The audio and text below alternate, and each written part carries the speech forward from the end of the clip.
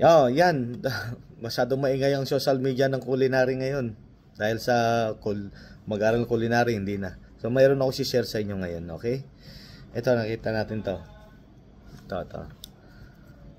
Temperature. Okay, ito yung paggawa ng mga temperature. Pag kukunin mo natin yung temperature sa loob ng chicken, okay, yung beef, yung mga buo, instead na hihiwain mo para makita yung luto yung loob, check tayo ng temperature. Okay? Kasi bigyan ko lang kayo idea, ano ang cooking temperature? 75 degrees Celsius, tama? Tapos minsan tinatarget natin at least 78 para sure na luto talaga yung loob. Target 'yon. Pero ang cooking temperature talaga is 75. Ngayon, ang tanong, paano ba malalaman kapag accurate pa yung yung thermometer nyo? Paano malalaman kung accurate pa to? So, kailangan natin tong i-check. Okay, paano natin i-check to? Turuan po natin ng kukuha ka po kayo ng isang baso o isang medyo parang bowl, lagyan nyo ng ice at saka tubig. 1:1 yung yung dami.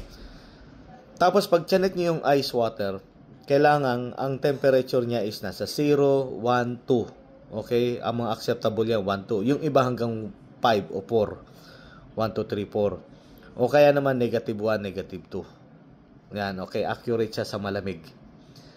Alright?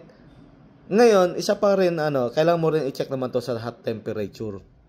Sa boiling water. Okay?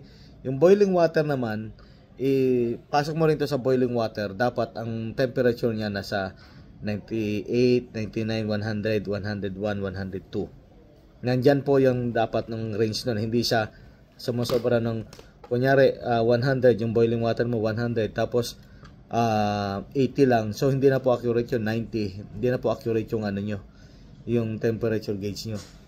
Okay?